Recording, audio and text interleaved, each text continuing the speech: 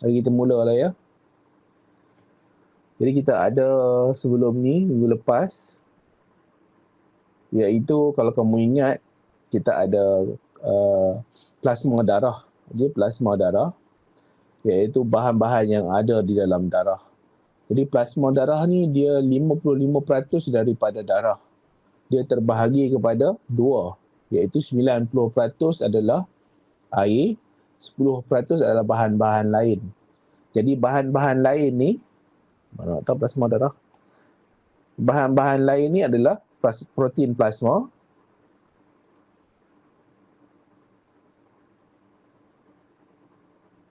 okay, bahan-bahan lain ni adalah protein plasma, bahan terlarut, hormon dan enzim.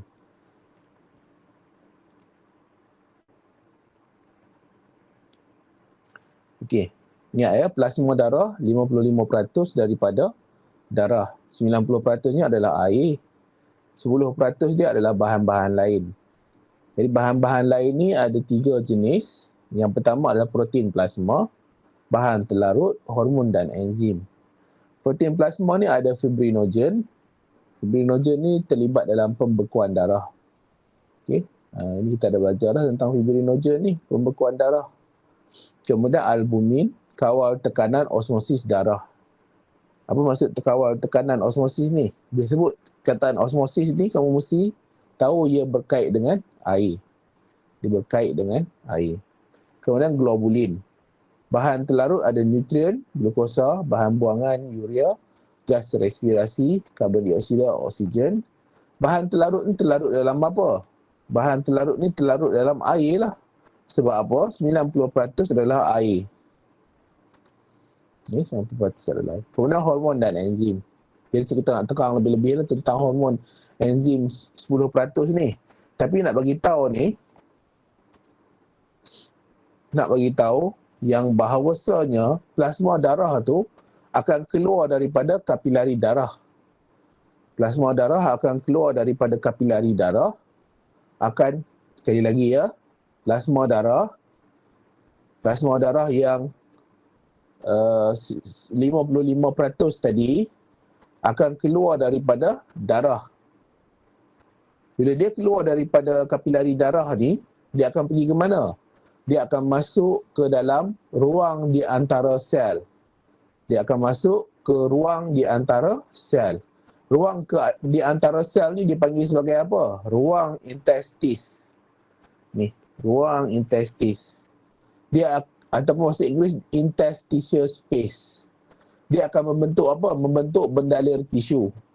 Jadi sel pun ambil lah keperluan dia. Dia nak glukosa, dia ambil glukosa dekat bendalir tisu. Dia nak oksigen, dia ambil oksigen dekat bendalir tisu. Dia nak vitamin A, dia ambil dekat bendalir tisu. Dalam kapilari darah, kita panggil dia sebagai plasma darah. Bila dia keluar, kita panggil dia sebagai bendalir tisu. Dan bendalir tisu tak boleh kekal duduk di antara satu sel dengan satu sel lain. Dia tak boleh kekal duduk di antara satu sel dengan satu sel lain. Dia perlu diangkut pergi ke tempat lain. Okey? Sebab itulah 85% akan meresap masuk balik. 85% akan meresap masuk balik ke dalam kapilari darah. Jadi dia akan berkumpul nanti di kapilari venul. Okey, di venul. 15% pergi ke mana? 15% akan masuk ke kapilari limfa. Dia akan masuk ke kapilari limfa. 15% lagi. Dia tak nak terus menerus menjadi bendalir tisu. Dia akan masuk ke kapilari limfa, dia jadi apa? Dia jadi limfa. Kamu boleh sebut dia limfa. Okey, boleh sebut dia limfa ataupun kamu sebut dia sebagai bendalir limfa. Okey, bendalir limfa ataupun boleh sebut limfa saja. Okey.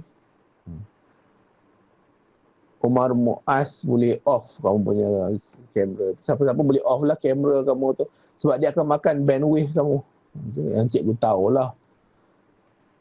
Okay, jadi kamu tengok cikgu saja cukup lah kan tengok skrin ni. Jadi limfa ni akan masuk ke dalam limfa tadi akan mengalir masuk ke salur limfa. Jadi maksudnya kapilari limfa ni dia ada lubang-lubang lah. Okey, dia ada lubang-lubang yang membenarkan bendalur tisu untuk masuk ke dalam kapilari limfa. Macam mana boleh berlaku kemasukan ni? Dia selalunya pergerakan tu daripada kawasan yang tinggi kepadatan dia akan bergerak ke kawasan yang rendah. Maksudnya bendalur tisu ni dia punya kepadatan dia lagi tinggi berbanding dalam kapilari limfa yang menyebabkan bendalur tisu ni masuk ke dalam kapilari limfa. Okey, masuk ke dalam kapilari limfa.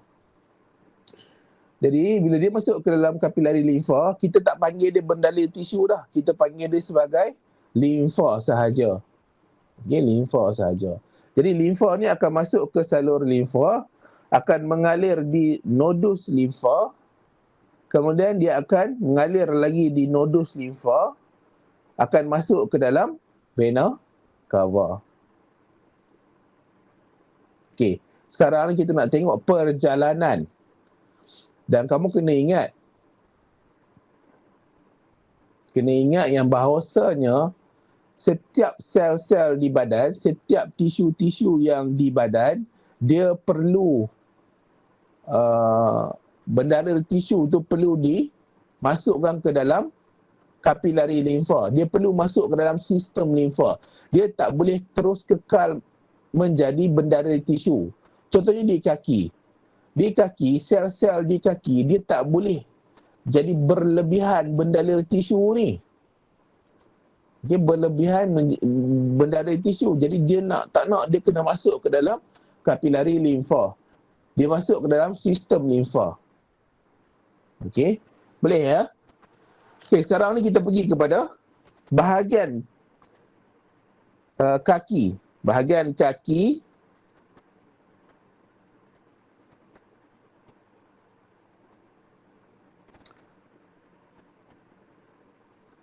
kaki kiri. Bahagian kaki kanan tu. Ni kaki kiri, kaki kanan. Dia naik, nampak tak ada nodus limfa ni? Dan yang warna hijau ni salur limfa lah. Salur limfa. Dia ada nodus limfa yang bulat-bulat tu. Jadi kita ada kaki kanan, kita ada kaki kiri. Jadi bendalur tisu tu yang duduk di antara satu sel dengan satu sel lain tu, dia akan masuk ke kapilari limfa. Okey, kamu nampak tak dia? Masuk ke kapilari limfa. Dia akan bergerak mengalir ke salur limfa. Jadi ingat ya, bila salur limfa ni dia takkan boleh ada patah balik. Dia semua satu hala. Jadi dia akan bergerak naik ke atas. Okey, dia bergerak naik ke atas. Kemudian di kaki kiri juga dia akan naik dan bergerak naik ke atas. Okey, kemudian kita ada tangan. Okey, tangan.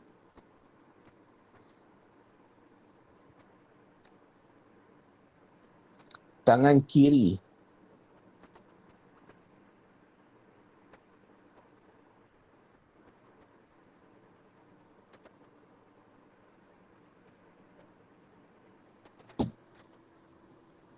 Tangan kiri, bahagian leher dan dada. Bahagian leher dan dada. Kemudian bahagian kepala yang bahagian kiri. Bahagian kepala yang bahagian kiri, iaitu kaki kiri, kaki kanan. Kemudian bahagian kiri kepala. Kiri kepala. Bahagian bawah badan di bawah tulang rusuk. Okey, bahagian bawah di tulang rusuk yang inilah. Kemudian bahagian tangan. Tangan kiri. Bahagian tangan kiri. Semua ni akan masuk ke dalam ductus thorax. Akan masuk ke dalam ductus thorax. Maksudnya, salur limfa tu dia akan bawa limfa masuk ke ductus thorax. Kemudian apa jadi dekat ductus thorax? Ductus thorax ni akan bersambung dengan vena subclavicle kiri. Okey. Dia akan bersambung dengan vena subclavicle kiri.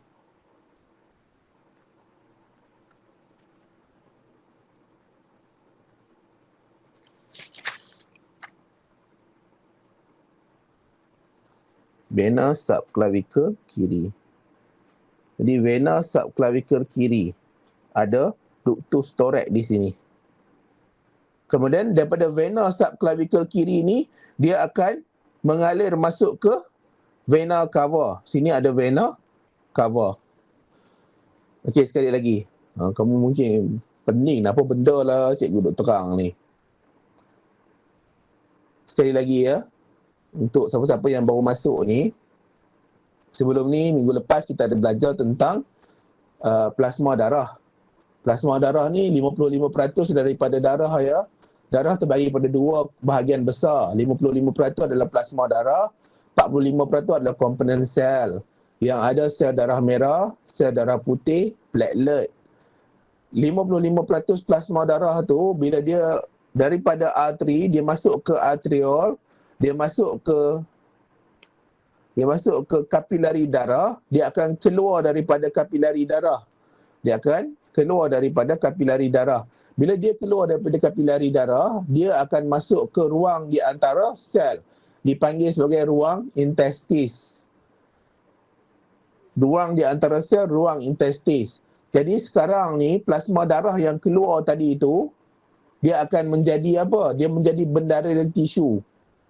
Bendalir tisu ni akan mengandungi nutrien, akan mengandungi bahan terlarut, dia akan mengandungi oksigen, akan mengandungi bahan kumuh yang dihasilkan oleh sel tu. Yang ni cikgu ada terang minggu lepas. Jadi dia mengandungi banyak benda lah bendalir tisu ni. Jadi bendalir tisu ni dia tak boleh kekal duduk di antara satu sel dengan satu sel lain. Dia tak boleh kekal duduk di ruang intestis. Jadi dia perlu dihantar pergi ke tempat lain. Jadi dihantar pergi ke mana? Dia akan dihantar masuk semula ke kapilari darah dan akan masuk ke dalam kapilari limfa. Jadi dia akan masuk ke dalam kapilari limfa. Ni kapilari limfa yang cikgu buat anak panah ni. Jadi kapilari limfa ni dia ada lubang-lubang dia lah. Dan kemudian hujung dia ni, dia tak ada sambungan dah. Hujung dia tu kosong. Hujung dia tu macam jalan tertutup lah. Okay? Kemudian bila dia masuk ke dalam kapilari limfa, bendarir tisu masuk ke dalam kapilari limfa, dia akan dipanggil sebagai limfa sahaja. Cecair tu, bendalir tu dah panggil sebagai limfa. Limfa ni kemudian akan masuk mengalir ke dalam salur limfa.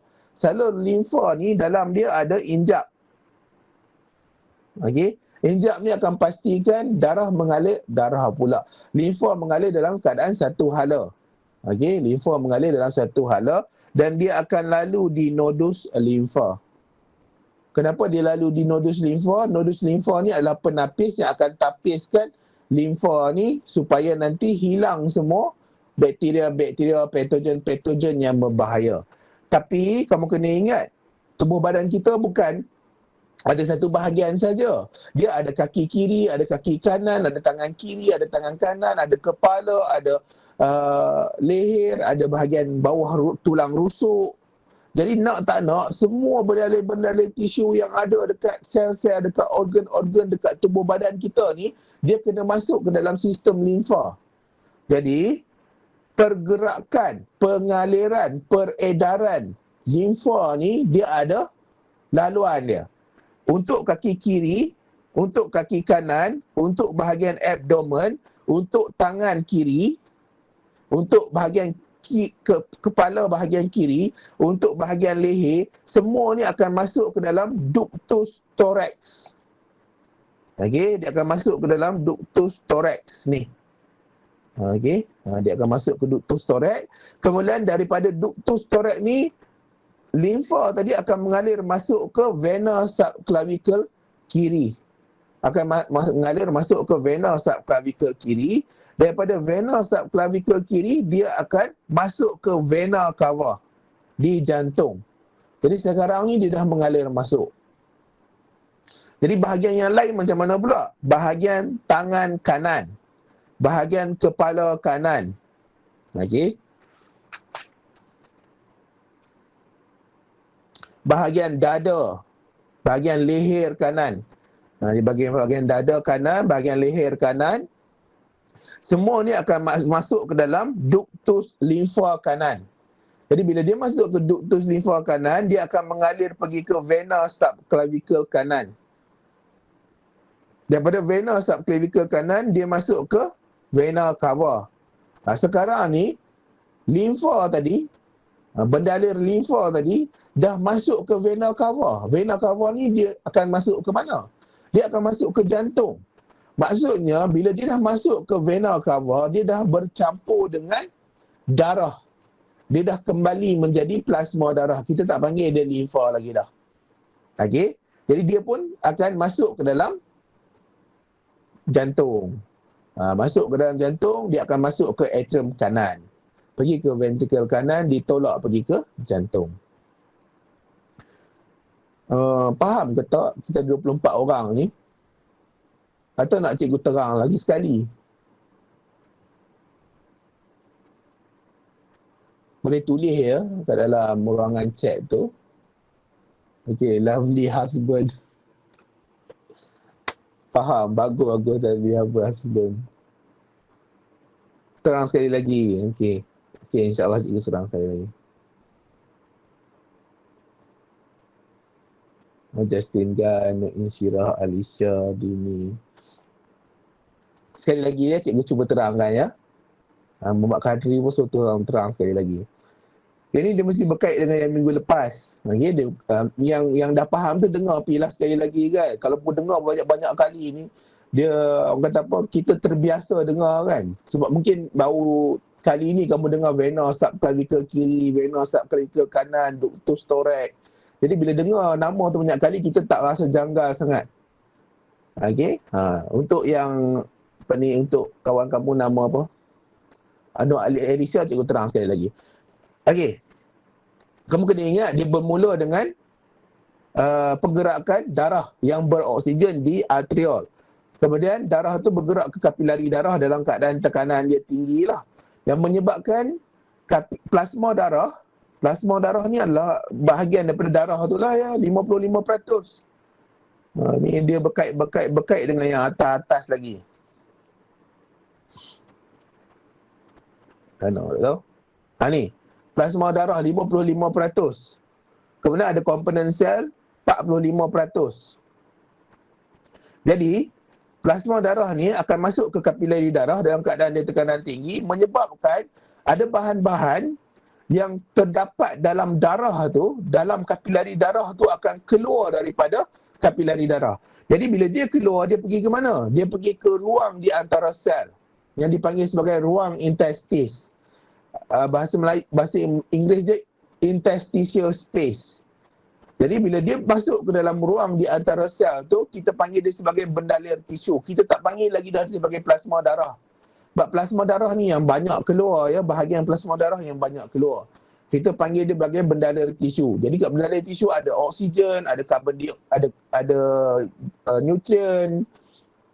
Nutrien macam-macam lah. Ada vitamin, ada glukosa, ada gula.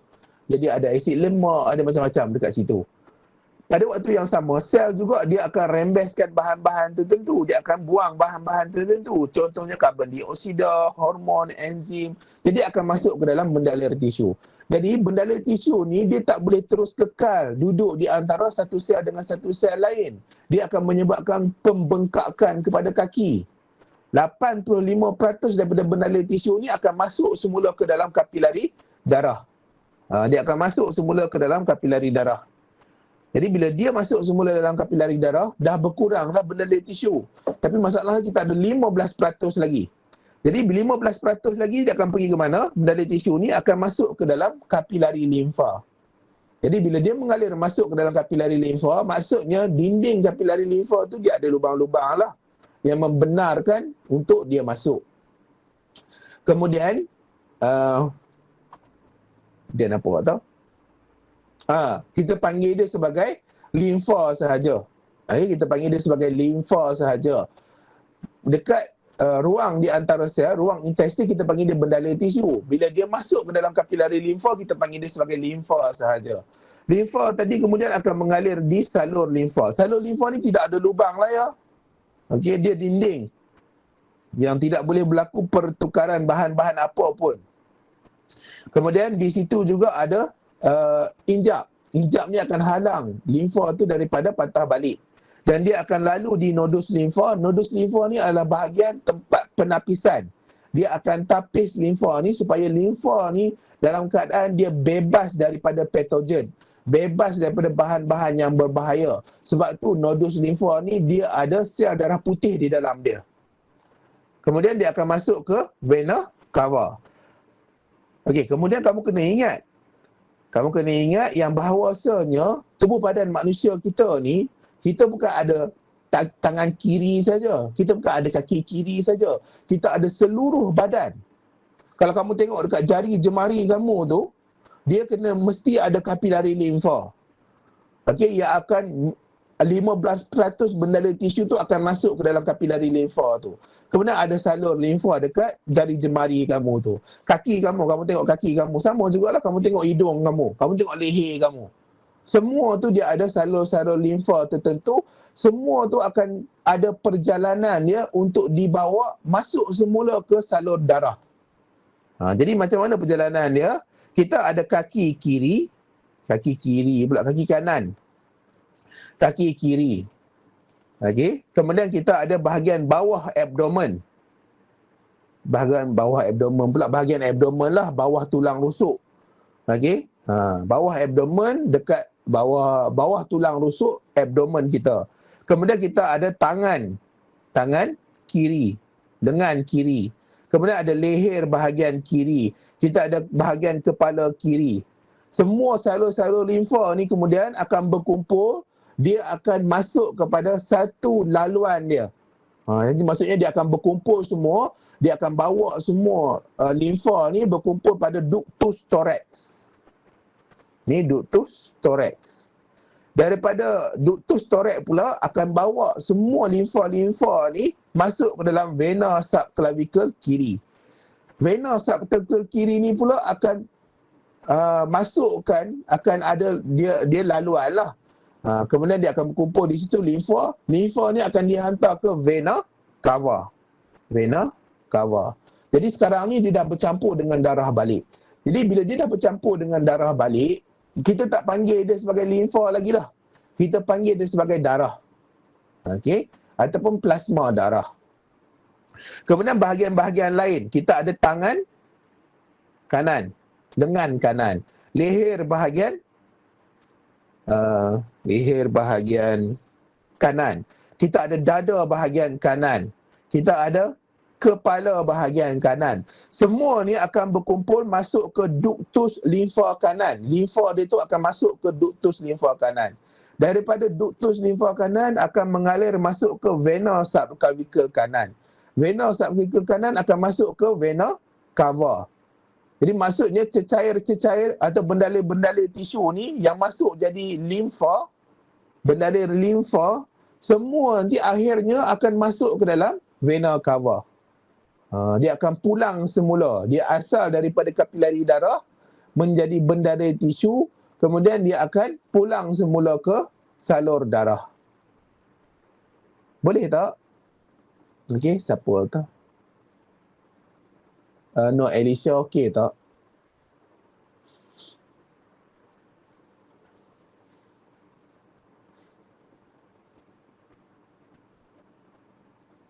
Ada.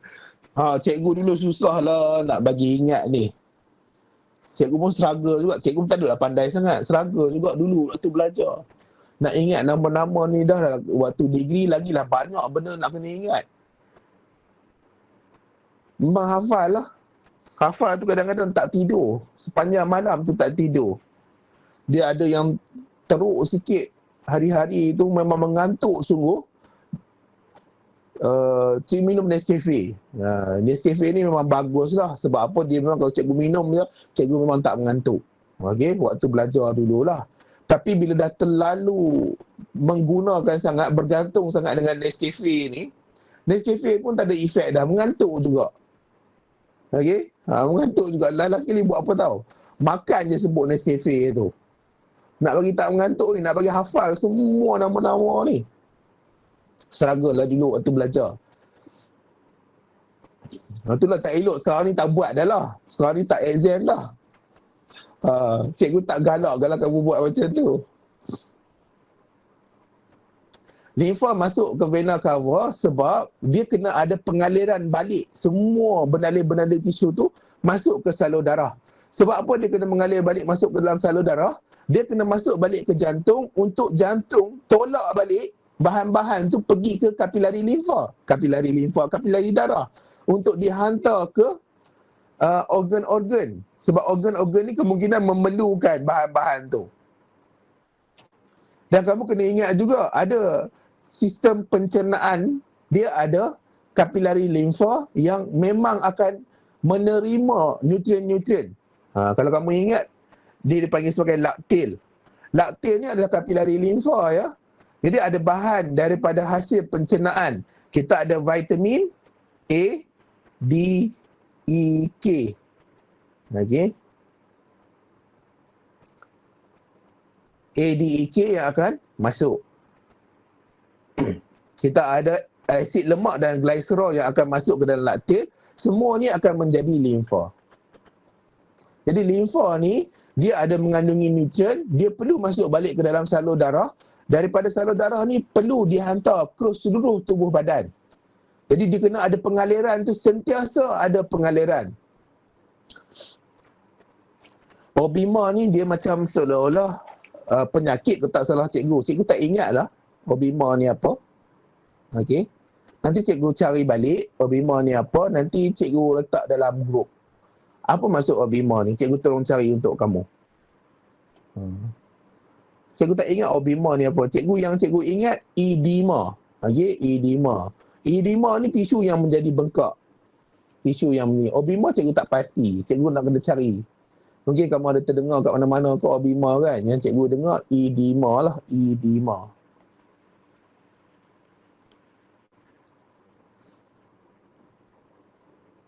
Boleh ya Kadri? Kadri tanya soalan cikgu tadi kan. Orang lain boleh ke? Cikgu risau juga ni. Oh, nama dia agak confuse. Memang nama dia agak confuse. Dia sebab itulah bila memang dalam biologi ni kamu akan dengar banyak kali nama-nama yang baru. Betul, memang banyak kena hafal nama-nama yang baru. Sebab tu kita kena selalu sebut dan selalu dengar. Kan? Jadi bila selalu sebut dan selalu dengar, dia tak susah sangat lah kot kan. Boleh faham, nanti refer balik video. Okey. Termasuk nama saya. Lazli Hamba diingat semua lah. Okey, kita masuk bahagian yang akhir ni, sistem limfa. Cikgu baca sikit lah dia punya penerangan ni ya. Apa benda yang ada kat dalam ayat-ayat dia ni. Okey. Kapilari limfa terdiri daripada satu lapisan sel sahaja. Hujung buntu tertutup bersambung dengan salur limfa. Kapilari limfa. Kemudian organ-organ dalam sistem limfa. Nodus limfa, limpa, kelenjar timus, sumsum tulang, tonsil, appendix. Semua ni kamu tak belajar ya. Yang ada sikit cikgu terang tadi nodus limfa. Yang lain-lain ni kamu tak belajar. Dia ni nanti kamu masuk matrikulasi atau buat degree nanti, kamu akan belajar lah. Yang ni lagilah complicated. Cikgu pun tak ingat sangat lah. Okay. Dulu waktu belajar tu habis je exam terus lupa.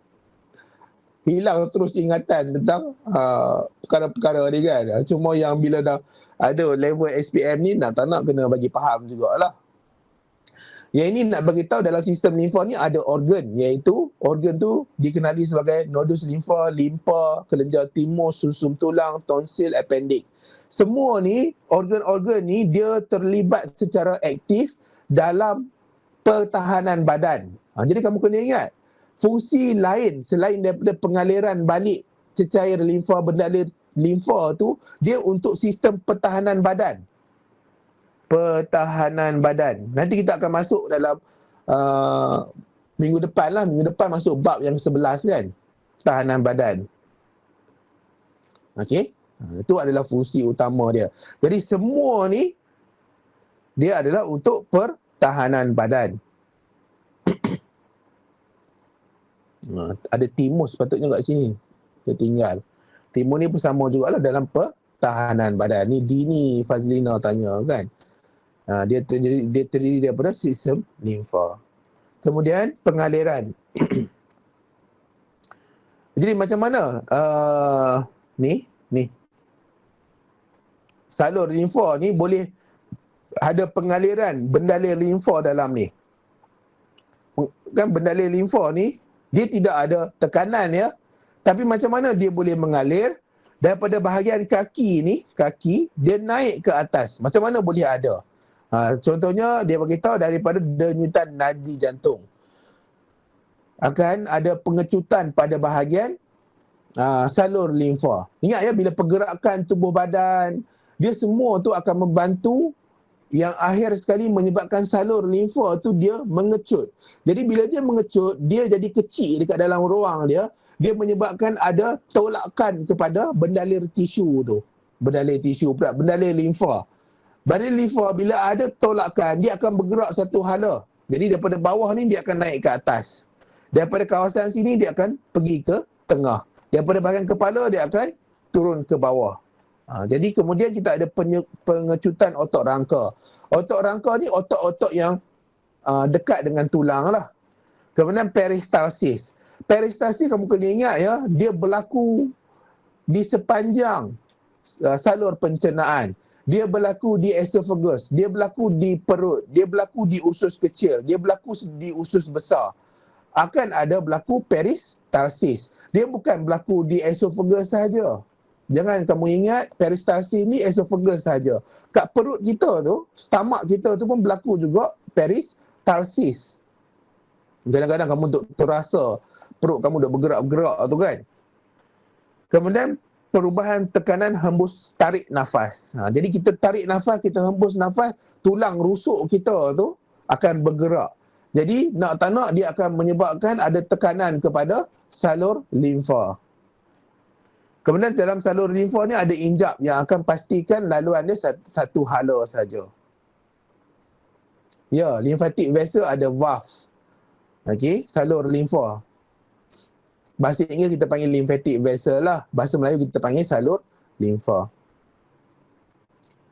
Yang ini ductus limfa kanan. Jadi ductus limfa kanan akan terima limfa daripada tangan kanan, dada, kepala kanan, leher kanan, vena subclavicle kanan.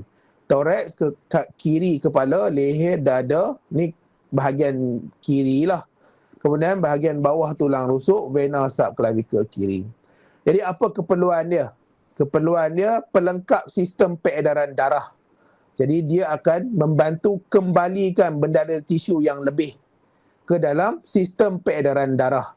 Kekalkan komposisi tekanan isi padu darah dalam julat yang normal. Kemudian dia juga terlibat dalam pertahanan badan. Nodus limfa hasil dan simpan limfosit. Limfosit akan hasilkan antibody. Kemudian pengangkutan bahan larut lemak. Ini cikgu panggil laktil tadi kan. Bahan daripada sistem pencernaan. Jadi laktil itu sebenarnya adalah kapilari limfa. Akan masuk ke vena subclavicle kiri. Okey, kemudian kita ada isu kesihatan. Isu kesihatan kardiovaskular. Jadi bila sebut tentang kardiovaskular ni, dia adalah melibatkan jantung dan salur darah. Ada isu kesihatan yang melibatkan arteriosklerosis. Dia ada dua jenis ni. Kamu jangan terkeliru pula. Arteriosklerosis dengan arteriosklerosis. Arteriosklerosis, pembentukan dan pemendapan plak pada dinding arteri. Plak terbentuk daripada gumpalan yang boleh jadi daripada kolesterol, lipid, tisu otot mati atau platelet. Jadi dia ada sesuatu yang mendak pada dinding arteri. Dinding arteri itu dekat mana? Ni. dinding arteri. Jadi ada pemendakan pada dinding arteri. Pemendakan plak. Okey, plak ni adalah gumpalan kolesterol, lipid, tisu otot mati atau platelet. Jadi sekarang ni arteri itu makin sempit lah. Sebab apa? Ada pembentukan pemendapan plak pada dinding arteri. Kemudian hipertensi. Hipertensi ini darah tinggi, sumbat, sempit salur darah, darah susah nak bergerak, arteri halus akan boleh pecah apabila ada stroke. Okey. Stroke disebabkan oleh darah beku yang dipanggil sebagai trombus. Seterusnya arteriosklerosis. Arteriosklerosis adalah peringkat awal. Arteriosklerosis peringkat awal. Jadi maksudnya ini peringkat seterusnya. Arteriosklerosis. Mendakan kalsium pula pada plak. Jadi plak tu dia dah mendak dulu awal-awal. Dia dah mendak dulu awal-awal pada dinding arteri yang terdiri daripada gumpalan ni. Kemudian ada kalsium pula yang akan pergi masuk dekat plak tadi. Mendakkan kalsium pula plak yang menyebabkan arteri jadi keras dan hilang kekenyalan dia. Jadi bertambah teruklah keadaan dia. Jadi keadaan awal dia adalah arteriosklerosis, keadaan lagi teruk arteriosklerosis. Okey. Kemudian angina, lumen arteri koronari sempit. Lumen arteri koronari ni adalah arteri untuk jantung. Okey, arteri untuk jantung, dia akan bawa darah ke jantung. Jantung sendiri pun akan terima darah beroksigen yang dipam oleh diri dia sendiri. Okey, dipanggil sebagai arteri koronari. Kurang oksigen ke jantung akan menyebabkan sakit dada. Kalau tersumbat dipanggil sebagai penginfarkan myokardium. Ini akan menyebabkan serangan jantung. Ini ada kawan kamu sebelum ni ada tanya ke? Cikgu ada post dekat grup. Okey, lepas tu kita ada sistem limfa. Sistem limfa, edema. Jadi edema ni adalah satu keadaan masalah kepada sistem limfa yang boleh menyebabkan kebengkakan. Dia dibengkak pada bahagian-bahagian badan tu. Dipanggil sebagai edema. Jadi edema ni boleh berpunca dari apa? Jadi bila sebut tentang edema ni, kamu boleh ingat bahagian-bahagian organ, tisu pada badan tu dia bengkak. Okey, dia bengkak. Jadi boleh disebabkan oleh apa? Kebengkakan ni, edema ni. Yang pertama kehamilan. Jadi ibu hamil ni dia memang selalunya boleh bengkak. Kadang-kadang kamu kalau ada ibu kamu hamil kan, kamu nampak kaki dia bengkak kan. Dan kadang-kadang dia sakitlah pada bahagian kaki, dia lenguh, dia rasa macam ada cucuk-cucuk. Cikgu tak tahulah, cikgu tak pernah beranak kan. Dia nak bagi tahu yang untuk kehamilan ni dia boleh menyebabkan edema. Dia akan hasil lebih banyak bendalir. Sebab apa? Untuk keperluan fetus. Kemudian berlaku kekurangan protein plasma. Okay, kurang albumin dalam darah. Ini cikgu nak cerita lebih pun dia complicated sangat. Okay. Jadi nak cerita kalau edema ni boleh disebabkan oleh kekurangan protein plasma, kurang albumin dalam darah. Kemudian jangkitan parasit. Parasit. Contohnya cacing. Cacing ni dia boleh menyebabkan kapilari limfa tu tersumbat. Okey, kapilari tersumbat. Contohnya cacing daripada spesies Bruguiera species. Jangkitan salur limfa, dia akan menyebabkan bahagian bengkak. Nama dia kita panggil sebagai filariasis lymphatic. Jadi cacing ni macam mana dia boleh ada dalam tubuh badan kita? Melalui gigitan nyamuk. Dalam gigitan nyamuk tu kadang-kadang dia ada telur cacing-cacing ni. Jadi bila dia gigit, telur tu akan masuk sekali, dia akan menetas nanti dalam badan, dalam tisu-tisu kita. Jadi pastikanlah sebelum tidur tu, kamu spray dulu bilik itu, pastikan nyamuk tidak ada. Ataupun tidur dalam kelambu. Nyamuk ni dia macam-macam penyakit dia bawa. Kemudian pesakit terlantar terlalu lama. Disebabkan oleh lumpuh dan stroke pun boleh menyebabkan edema. Jadi syukurlah. Okay, habis kita punya bab yang ke-10. Jadi bab ke-10 ni lama ya nak habis. Cikgu buat lebih kurang 11 kali kelas online ni untuk habiskan bab ke-10 pengangkutan dalam manusia dan haiwan. Okey. Setiap minggu tak pernah miss. Setiap hari Jumaat. Akhirnya habis juga. pengangkutan dalam manusia dan haiwan. Jadi ada soalan yang nak tanya, boleh tanya ya, tak ada masalah. Kita ada 20 orang ni, boleh tanya. Kita ada Adriana, Ain Syahira, Aini, Alif, Daniel, Dini, Hani, Hazikah, Justin, Faris, Ikwan, Kadri, Nur Khairin, Nur Insyirah, Nurul Aliyah, Nurul Jannah, Rishvin, Yap, Chen Zuan. Okey. Ada soalan ke nak tanya? Ya, fungsi injap ni selalunya boleh dikatakan samalah. Ni untuk jawab soalan Nurul Aliyah Akisha. Dia akan menghalang darah daripada patah balik. Okey, injak ada dekat vena, ada dekat lymphatic vessel, salur limfa, ada di spiracle kat ni kan, serangga, ada di ostium. Okey, ostium yang jantung kepada serangga tu. Ada soalan ke? Habis dah? Okey, Kadri tak ada.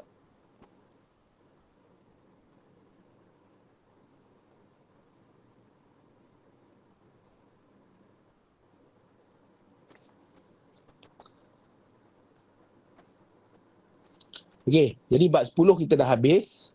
Kita ada bab 11, keimunan manusia. Bab 11 ni tak banyak lah. Mungkin dalam 2 kelas atau 3 kelas habis. Lepas tu kita akan masuk koordinasi dan gerak balas dalam manusia. Koordinasi dan gerak balas dalam manusia. Yang ini ada sistem saraf dengan sistem hormon, sistem endokrin. Kemudian ada homeostasis dan urinary manusia. Okay, homeostasis dan urinary manusia. Kita ada sokongan pergerakan dalam manusia dan haiwan. Dan akhir sekali pembiakan seks, perkembangan pertumbuhan dalam manusia dan haiwan. Tak tahulah bila nak habis kan. Okay, kamu pun nak buka sekolah dah ni, jadi boleh belajar dengan cikgu kat sekolah jugalah. Jadi tengok, online kelas pun belajar, sekolah pun belajar lagi, banyak kali ulangan, insyaAllah boleh faham. Okay, jadi sampai situ sajalah untuk kelas kita hari ini ya. Cikgu doakan kamu semua sihat, boleh faham, terus bersemangat nak study biologi ni, dan boleh cemerlang lah nanti. Itu sajalah.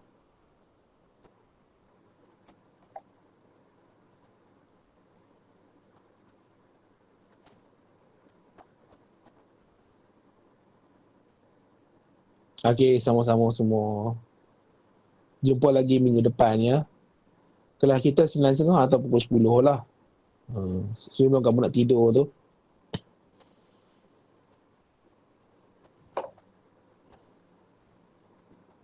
Okey, sama-sama.